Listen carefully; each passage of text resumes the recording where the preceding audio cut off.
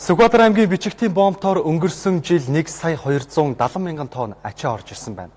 Мөн 100 орчим мянган хүн хилээр орж гарчээ.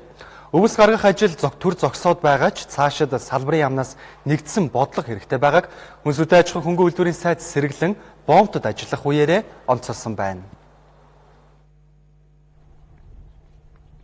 Монгол Улсын зүүн хязгаар Сүхбаатар аймаг дахь Бичигтийн бомбт бол 2008 онд бол бас байнгын ажиллагаатай бомб тулсан байгаа. Тэгэхээр энэ бомбтор бол 2005-6 онуудад бол адуу хөлөөр нь оруулж исэн. За мөн өвс оруулж байгаа. За дээрэс нь нүүрсийг бол бас тээвэрлэж тэнжинд хүргэж байгаа ийм үйл ажиллагаанууд явагдаж байна. Бичигтийн бомб тул 1992 онд нэгдэж байсан юм а. Тухайн үед жилдээ 4 удаа нэг сараар хилээ нээдэг байсан. Харин 6 жилийн дараа байнгын ажиллагаатай болж байсан. Тамсгийн газрын тас энэ хилээр гардаг гол бүтээгдэхүүн юм.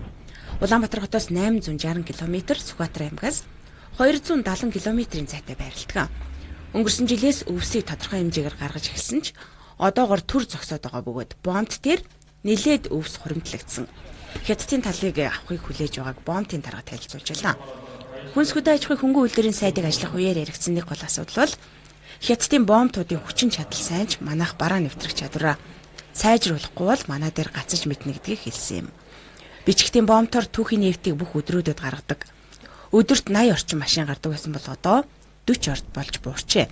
Тус бомбтой хилдэг Шилийн гол аймаг 10 сая малтай. Харин зүү үзэмчин хошуунд 200 мянган тонн өвсний хэрэгцээ байдаг байна. Өөрсдийнх нь хөрснөөс авдаг өвсөн шим тэжээл муутай учраас чанартай өвсний хэрэгцээ байдаг тухай ярьж байлаа.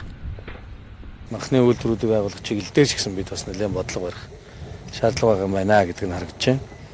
За өвсний экспортын хувьд бол бид энэ зүүн бодлогын яам бусад холбогдох газрууд нэг шийдвэр гаргана. Монгол улсын хадгалан тэжээлийнхаа нөөц хэрэглээ бүх юмаа тооцоолж хийж тэндээс илүү гарсан хэсгээ харин экспортод гаргах. Тэр нь хэдийн хэмжээний байх юм, хизээ экспортод гаргах юм, ямар нөхцөл шаардлага биелүүлсэн улсуудын зөвшөөрлөх юм бэ гэдэг ингээд мэргэжлийн хяналтын газартайгаа хамтраад шийдэх асуудлууд олон байна. Зүгээр ер нь бол манай урд төршид бол хүлээлт байна. Манай өвсийг авах сонирхол байна. Манай махыг авах сонирхол байна.